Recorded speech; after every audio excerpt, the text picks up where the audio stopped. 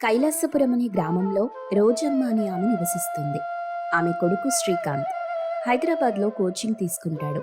శ్రీకాంత్ చాలా అందమైనవాడు, మంచి talented person. అదే కోచింగ్ సెంటర్లో పక్క ఊళ్ళో ఉండే బాగా డబ్బున్న శ్రీనివాస్ కూతురు శ్రీజ శ్రీకాంత్ టాలెంట్ చూసి, అతడి అందాన్ని చూసి అతన్ని ఇష్టపడుతుంది. ఇలా కొద్ది రోజులు గడుస్తూ ఉంటాయి. ఫ్రెండ్స్గా మొదలైన వాళ్ళ పరిచయం కాస్త లవ్గా మారుతుంది. శ్రీకాంత్, మన కోచింగ్ తొందరలో ముగుస్తుంది. ఇంకొద్ది రోజుల్లో మనం ఇంటికెళ్ళిపోతాం. నిన్ను వదిలి నేను క్షణం కూడా ఉండలేను. మనం పెళ్లి చేసుకుందాం. నువ్వు తీసుకున్న నిర్ణయం నాకు కూడా నచ్చింది. కానీ మన పెద్దలు ఒప్పుకుంటారో లేదో తెలీదు. అయినా మీ నాన్నగారు చాలా డబ్బున్న వాళ్ళు, పైగా మంచి పేరు, ఆస్తులు సంపాదించుకున్నారు. ఈ పెళ్లికి మీ నాన్నగారు అంగీకరిస్తారని నాకు నమ్మకం కుదరట్లేదు. మా నాన్నగారు చిన్నప్పటి నుండి నన్ను చాలా అల్లారు ముద్దుగా పెంచారు. నేనెప్పుడు ఏదడిగినా నాకు తీసుకొచ్చి పెట్టేవాళ్ళు. అలాగే మన పెళ్లి విషయంలో అడ్డు చెప్పరు. నాకు నమ్మకం ఉంది. కానీ మీ తరపు నుండి నువ్వు చూసుకో. నా తరపు నుండి అంటే ఎవరూ లేరు. నా చిన్నతనంలో మా నాన్నగారు చనిపోయారు. మా అమ్మగారు ఒక్కరే. మా అమ్మ కూడా నన్ను గారాబంగా చిన్నప్పటి నుండి పెంచింది. మా అమ్మ వల్ల ఎటువంటి సమస్య ఉండదు. మా అమ్మకి మంచిగా చూసుకునే కోడలుస్తే చాలు. అయితే మరెందుకు ఆలస్యం చేయాలి? మీ అమ్మగారికి ఫోన్ చేసి మన పెళ్లి విషయం చెప్పు శ్రీకాంత్. ఓకే శ్రీజ. హలో అమ్మా, ఎలా ఉన్నావు? బాగున్నావా? నీ ఆరోగ్యం ఎలా ఉంది? నాన్న, నేను బాగున్నాను. నువ్వెలా ఉన్నావు? నీ ఆరోగ్యం బాగుందా? టైంకి భోజనం చేస్తున్నావా? ఏంటి ఇంత సడన్గా ఫోన్ చేసావు? అమ్మా, నీతో ఒక ముఖ్యమైన విషయం చెప్పాలని కాల్ చేశా. కానీ నువ్వు కాదనకూడదు. ముఖ్యమైన విషయమా? అదేంటో తొందరగా చెప్పు నాన్న. అమ్మా, మా కోచింగ్ సెంటర్లో నా స్నేహితురాలైన శ్రీజ నేను ఎప్పటి నుండో లవ్ చేసుకుంటున్నాం. శ్రీజ డబ్బున్న అమ్మాయి, చాలా మంచిది. నేను చాలా బాగా చూసుకుంటుంది. మేము తొందరలో పెళ్లి చేసుకోవాలనుకుంటున్నాం. దానికి నువ్వు అంగీకరించాలి. మంచి అమ్మాయి, బుద్ధిమంతురాలు అయితే నేను మీ పెళ్లికి ఎటువంటి అడ్డు చెప్పను. కానీ శ్రీకాంత్, ఒక్క మాట గుర్తుపెట్టుకో. పెళ్లి చేసుకోబోయే ముందు వెనక ముందు ఆలోచించి చేసుకోవాలి. ఎందుకంటే ఇది నీ లైఫ్కి సంబంధించిన విషయం. మంచి అనే విషయంలో శ్రీజాని మించిన వాళ్ళు ఎవ్వరూ ఉండరమ్మా. శ్రీజ నన్ను బాగా అర్థం చేసుకోగలదు. సరే నాన్న, నీ ఇష్టం. నేను కాదనలేను. ఇలా కొద్ది రోజులు గడుస్తుంటాయి. శ్రీజ వాళ్ళ అమ్మా నాన్నలు కూడా పెళ్లి కొప్పుకున్నారు. రోజమ్మ, శ్రీజ వాళ్ళ అమ్మా నాన్నలు ఊళ్ళో ఉన్న పెద్దల సమక్షంలో శ్రీజ శ్రీకాంత్ల పెళ్లిని చాలా అంగరంగ వైభవంగా జరిపిస్తారు. రోజమ్మ పొద్దున్నే లేచి పనులన్నీ చేసి, ఇల్లు శుభ్రంగా ఊడ్చి, పూజ చేసి పడుకున్న శ్రీజ దగ్గరికి వెళ్ళి, అమ్మాయి శ్రీజ, లేమ్మా, టైం 10 అవుతుంది. లేచి బ్రష్ చేసుకొని రెడీ అయి టిఫిన్ చేద్దువు గాని రామ్మా. లేస్తున్నాను అత్తయ్య. మా ఇంట్లో ఈ టైం వరకు పడుకోవడం అలవాటు. మీరేమనుకోకండి. నేనేమీ అనుకోను. నాకు కూతురైనా కోడలైనా నువ్వే కదా. శ్రీజ లేచి బ్రష్ చేసి స్నానానికి వాష్రూమ్కి వెళ్తుంది. ఏంటి, ఈ వాష్రూమ్లో బాత్ టబ్బే లేదు? ఏంటో ఈ ఇల్లు నాకు అస్సలు నచ్చలేదు. ఇంట్లో ఉన్న ఆ ముసల్ది నచ్చలేదు. శ్రీకాంత్ అందాన్ని, తన మెయింటెనెన్స్ చూసి లైఫ్ బాగుంటుంది అనుకున్నాను. కానీ కనీసం ఫెసిలిటీస్ కూడా లేవి ఇంట్లో. ఎలా ఉండాలో ఏంటో. ఎలాగైనా శ్రీకాంత్ని బాగా నా మైకంలో ముంచి నా వెంట మా అమ్మ వాళ్ళ ఇంటికి తీసుకెళ్ళిపోవాలి. మా ఇంట్లో అన్ని ఫెసిలిటీస్ ఉంటాయి. ఇక్కడ ఈ చిన్నింట్లో ఉండటం నా వల్ల కాదు. ఆ మాటలు విన్న రోజమ్మ తన మనసులో, ఏంటి ఈ పిల్ల ఇలా రూమ్లోకి వెళ్ళి గొలుగుతుంది? నా కొడుకుని బాగా అర్థం చేసుకునే అమ్మాయి అని చెప్పాడు. కానీ నా కొడుకు టాలెంట్ని, అందాన్ని ప్రేమించినట్టుంది. ఎప్పటికైనా నా కొడుకుని ఇక్కడ ఉంచేలా లేదు. పెద్దింటి అమ్మాయి కాబట్టి కొంచెం పొగరున్నట్టుంది అని తన మనసులో అనుకుని శ్రీకాంత్ని పిలిచి టిఫిన్ తెమ్మని చెప్తుంది. శ్రీకాంత్ టిఫిన్ తెచ్చిస్తాడు. శ్రీజ, రెడీ అయ్యావా? టిఫిన్ చేద్దురా. వస్తున్నాను శ్రీకాంత్ అంటూ వచ్చి, ఏంటిలా శ్రీకాంత్, కింద కూర్చుని తింటున్నావేంటి? డైనింగ్ టేబుల్ లేదా? అయినా నీకు తెలుసుగా నాకు కింద కూర్చొని తినే అలవాటు లేదని. నీకు అలవాటు లేదనే విషయం నాకు తెలుసు. కానీ ఇక నుండి కింద కూర్చొని తినే అలవాటు నేర్చుకో శ్రీజ. ఎంత వయసు వచ్చింది, మా అమ్మగారే కింద కూర్చొని తింటున్నారు.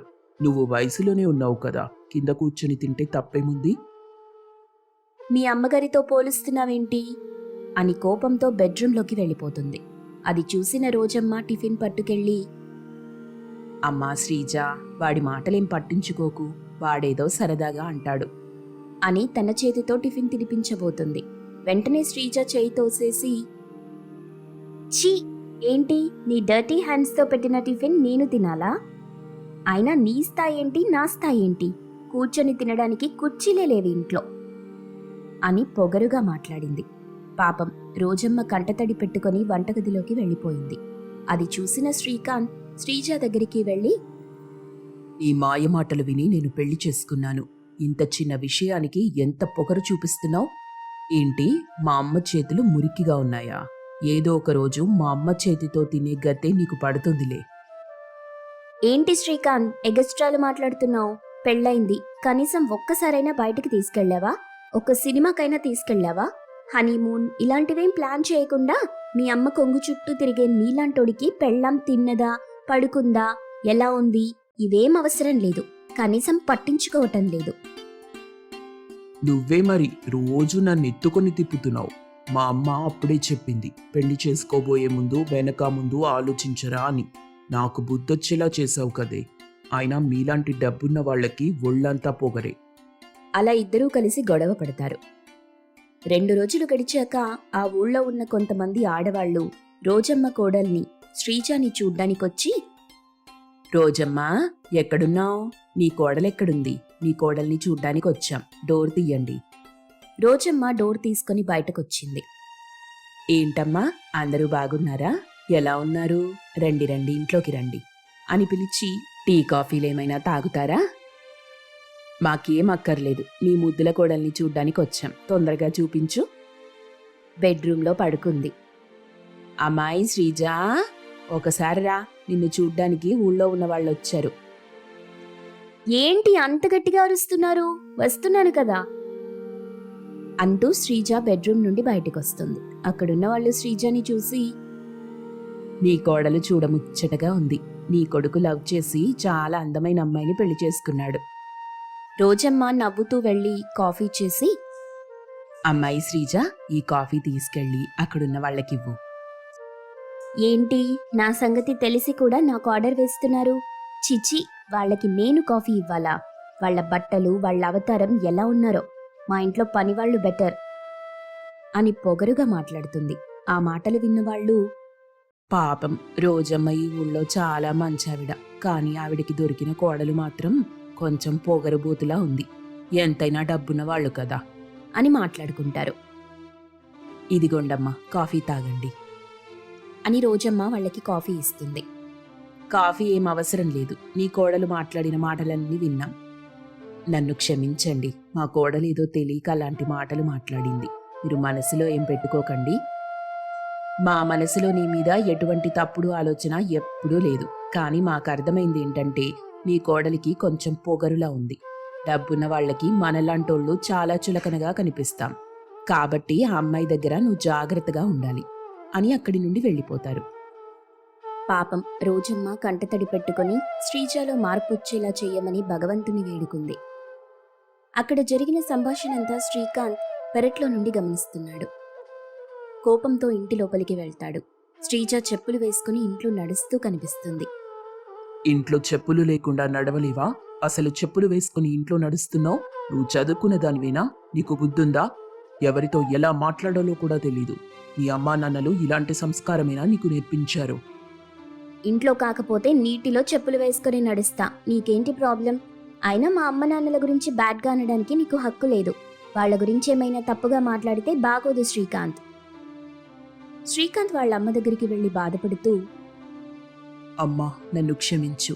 తొందరపడి నిర్ణయం తీసుకుని ఇలాంటి పొగరుబోతు దాన్ని పెళ్లి చేసుకుని ఇంటికి కోడలిగా తీసుకొచ్చాను. నా వల్ల నువ్వు ఎన్ని మాటలు, ఎన్ని అవమానాలు పడుతున్నావు. అందరి ముందు కూడా చులకనైపోయావు అని బాధపడ్డాడు. నాన్న శ్రీకాంత్, మన కర్మ ఎలా రాసిపెట్టుంటే అలా తప్పదు. శ్రీజ బాగా డబ్బున్నింట్లో పుట్టి పెరిగింది కాబట్టి ఇలాంటి మర్యాదలు తనకి తెలీదు. తనే కొద్ది రోజులు పోతే మారుతుందిలే అని ధైర్యం చెప్తుంది. ఇలా కొన్ని రోజులు గడుస్తాయి. కానీ శ్రీజలో మాత్రం మార్పు కనిపించదు. ఇంకా పొగరెక్కువైపోతుంది. శ్రీకాంత్ శ్రీజ పొగరు ఎలాగైనా తగ్గించి తనకి జ్ఞానోదయం కలిగేలా చెయ్యాలి అనుకుంటాడు. ఒకరోజు అనుకోకుండా శ్రీజ కాలు జారి పడిపోతుంది. అమ్మా నొప్పి, అమ్మో నా చెయ్యి, నా కాలు అని ఏడుస్తుంది. అప్పుడు వెంటనే రోజమ్మ శ్రీకాంత్ పరిగెత్తుకొచ్చి శ్రీజాని లేపి డాక్టర్ దగ్గరికి తీసుకెళ్తారు. చెయ్యి విరిగిపోతుంది. చెయ్యికి కట్టువేసి ఇంటికి పంపిస్తారు. శ్రీజాని చూసి శ్రీకాంత్ రోజమ్మ చాలా బాధపడతారు. శ్రీజ ఏ పని చేసుకోలేకపోతుంది. టిఫిన్ కూడా రోజమ్మ తినిపిస్తుంది. టిఫిన్ తినిపించేటప్పుడు శ్రీజ కంట్లో నుండి నీళ్లు కారతాయి. అమ్మా శ్రీజ, ఎందుకు ఏడుస్తున్నావమ్మా? నువ్వేం భయపడకు, నేనున్నాగా. అన్ని పనులు నేనే చేసి పెడతా, నువ్వు ధైర్యంగా ఉండు. అత్తయ్య, నన్ను క్షమించండి. నాకు బుద్ధొచ్చింది. ఇలాంటి మంచి మనసున్న మీలాంటి వాళ్ళని ఎంతో అవమానించాను. ఊరి వాళ్ల దగ్గర కూడా మిమ్మల్ని చులకన చేశాను. నేను డబ్బున్న ఇంట్లో పుట్టానని పొగరు చూపించాను. కానీ ఆ పొగరు పోయేలా నాకిప్పుడు భగవంతుడు ఈ శిక్ష వేశాడు. నాకిప్పుడు అర్థమైంది. గౌరవం, ప్రేమ, మర్యాద, ఆప్యాయతల ముందు డబ్బెంతున్నా కూడా సరిపోదు. ఈ రోజుల్లో డబ్బుకు విలువ లేదు అని ఏడుస్తుంది చాలా థ్యాంక్స్ శ్రీజ, ఇప్పటికైనా నీ మనసు మార్చుకున్నావు అన్నాడు శ్రీకాంత్. అప్పటి నుండి శ్రీజ, శ్రీకాంత్, రోజమ్మ ముగ్గురు కలిసి ఆనందంగా జీవితాన్ని గడుపుతారు. తిమ్మాపురం అనే గ్రామంలో లక్ష్మి, జానకమ్మ అనే అత్తకోడళ్ళు ఉండేవాళ్లు. వాళ్ళిద్దరి మధ్య అనురాగం ఎంతో బావుండేది. జానకమ్మ లక్ష్మిని కూతురులా ప్రేమగా చూసుకునేది. ఒకరోజు పొద్దున్నే జానకమ్మ వరండాలో కూర్చుని ఉంటుంది. లక్ష్మి కాఫీ కప్పుతో అక్కడికొస్తుంది. అత్తయ్య, ఇక్కడ కూర్చున్నారేంటి? గాలి బాగా వస్తుందా? ఇదిగోండి మీ కాఫీ. ఈ గాలి చాలా బావుందమ్మా, అందుకే ఇక్కడ కూర్చున్నా. నువ్వు లేచావా అప్పుడే? అత్తయ్య గారు, పనులన్నీ అయిపోయాయి. మీకోసం కాఫీ తీసుకొచ్చాను. ఎలా ఉంది? చాలా బాగుంది లక్ష్మి. నువ్వు పెడితే ఏదైనా అమృతమే. ఏం చేస్తావు తర్వాత? తర్వాత వంటింట్లో కొంచెం పనుందత్తయ్యా. నీకేం కావాలన్నా చెప్పండి, చేస్తాను. ఏమొద్దమ్మా, నువ్వు నీ పని చూసుకో. ఇక్కడ కూర్చుంటే నాకు చాలా ప్రశాంతంగా ఉంది. ఇద్దరూ వరండాలో కూర్చుని ఊరి విషయాలు మాట్లాడుకుంటూ ఉన్నారు. వాళ్ల ఇంటి పక్కనే రంగయ్య, మంగమ్మ అనే మరో కుటుంబం ఉండేది. మంగమ్మ కొడుకు సుబ్బారావుకి రాణి అనే అమ్మాయితో పెళ్లైంది. రాణి అత్తగారింట్లోకి అడుగుపెట్టిన కొన్ని రోజులకే ఆమెకి కష్టాలు మొదలయ్యాయి. ఒకరోజు రాణి ఇంటి ముందు వాకిలి ఊడుస్తూ ఉంది. ఏంటే రాణి, ఇంకా ఊడుస్తున్నావు? ఈ మాత్రం వాకిలి ఊడవడానికి ఎంతసేపు పడుతుంది నీకు? సరిగ్గా ఊడుస్తున్నావో లేదో కూడా అనుమానంగానే ఉంది నాకు.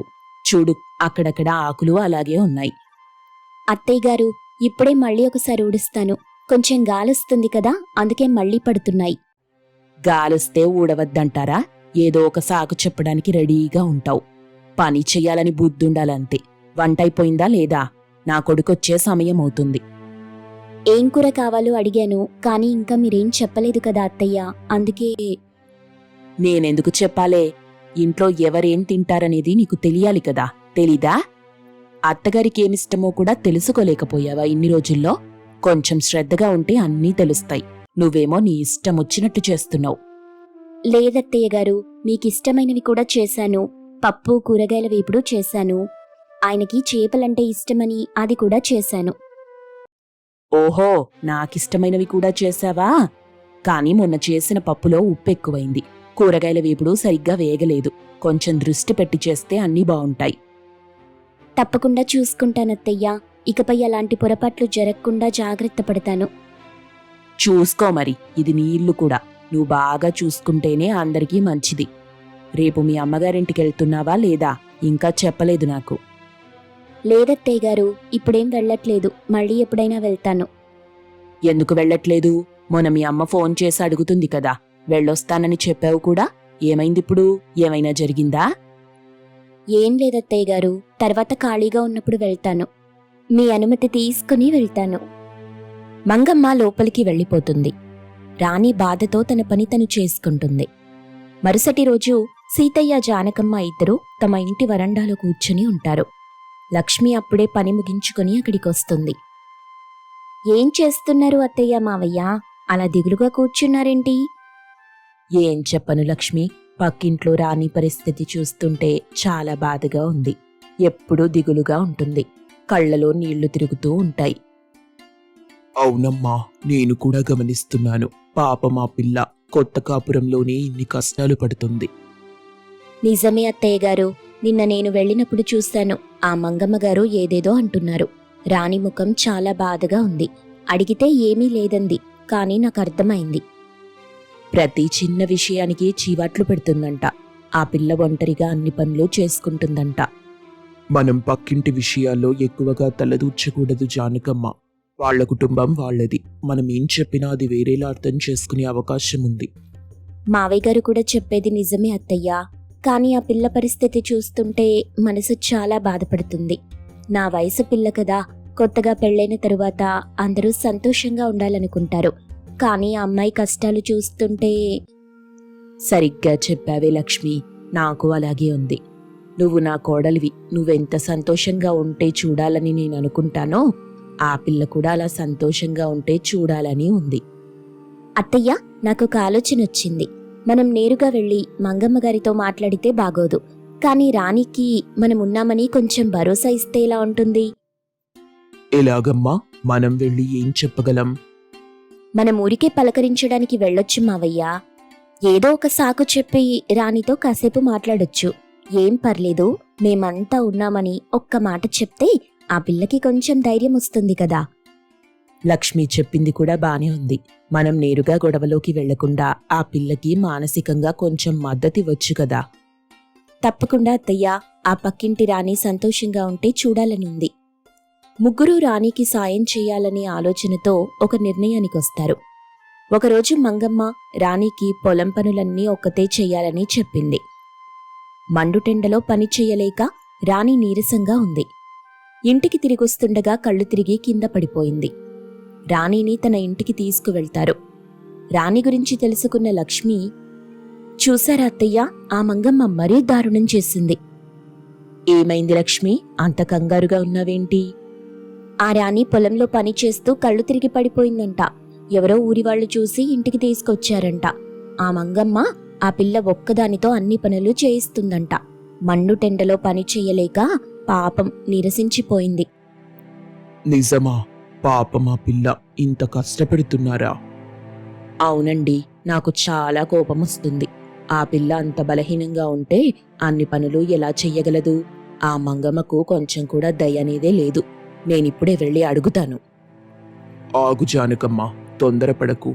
మనం ఆవేశంగా వెళ్తే అది మంచిది కాదు. నేను కూడా నీతో పాటు వస్తాను.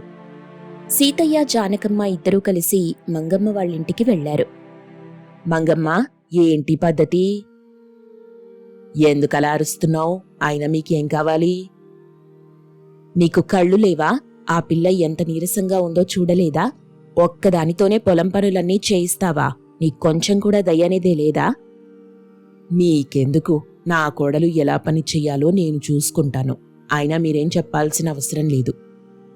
ఇది నీ ఇల్లు మాత్రమే కాదు మంగమ్మ, ఒక ఆడపిల్ల జీవితం కూడా. మనిషిగా పుట్టినందుకు కొంచెం మానవత్వం చూపించు. ఆ పిల్ల నీకేమన్యాయం చేసింది? జానకమ్మ చెప్పేది నిజమే మంగమ్మ. ఆ పిల్ల ఇంకా చిన్నపిల్ల. అంత కష్టమైన పని చెయ్యలేదు.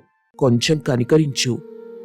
నా ఇంట్లో ఏం చెయ్యాలో నాకు తెలుసు. మీరు మీ పని చూసుకోండి. చూస్తాం మంగమ్మ.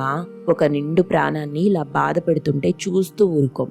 ఆ పిల్లకేమైనా జరిగితే ఊరుకునేది లేదు చెప్తున్నా. జానకమ్మ, శాంతించు. మంగమ్మ, నువ్వు ఆలోచించు. ఆ పిల్ల నీ ఇంటికొచ్చిన కోడలు. దాన్ని బాగా చూసుకోవటం నీ బాధ్యత. సర్లేండి, నాకేం తెలుసు దాని గురించి. ఇకపై చూసుకుంటాను.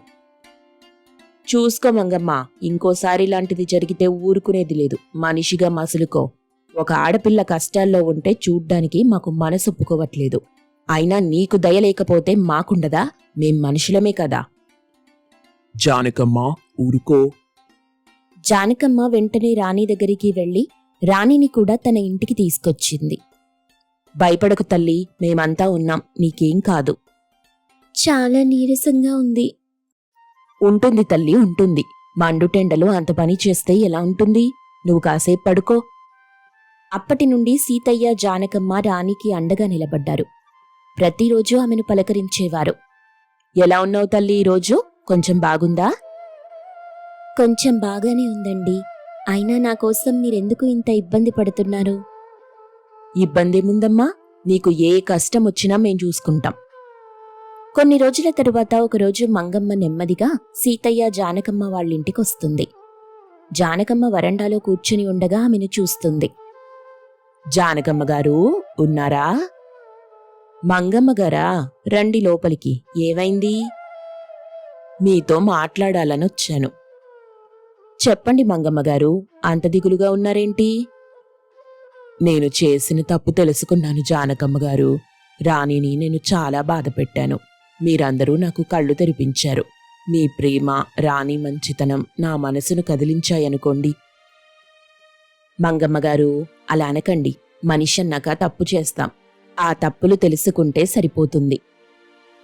లేదు జానకమ్మ గారు, నేను చాలా తప్పు చేశాను. ఆ పిల్లని సొంత కూతుర్లా చూసుకోవాల్సింది పోయి చాలా కష్టపెట్టాను. నన్ను క్షమించండి. రాణిని ఇకపై ఎప్పుడూ బాధ పెట్టను. ఇది నా మాట. లక్ష్మి అప్పుడే పిడికొస్తుంది. ఏమైందత్తయ్యా? అయినా మంగమ్మ గారు మీరిలా వచ్చారేంటి? మంగమ్మ తన తప్పు తెలుసుకుని మన దగ్గరికొచ్చింది. రాణిని ఇకపై బాధ పెట్టనని చెప్తుంది. మీరందరూ రాణికి అండగా నిలబడ్డారు. మీ మానవత్వం నన్ను మార్చింది. మంగమ్మ గారు, మీలో మార్పు రావటం చూస్తుంటే చాలా సంతోషంగా ఉంది. మిమ్మల్ని కూడా మా ఇంటికి వస్తూ ఉండమని అడుగుతున్నాను. తప్పకుండా వస్తాం మంగమ్మ గారు. ఆ రోజు నుండి మంగమ్మ నిజంగానే మారిపోయింది. రాణిని ప్రేమగా చూసుకోవటం మొదలెట్టింది. పక్కింట్లో మళ్లీ సంతోషం నెలకొంది. జానకమ్మ లక్ష్మిల మంచి మనసును అందరూ మెచ్చుకున్నారు.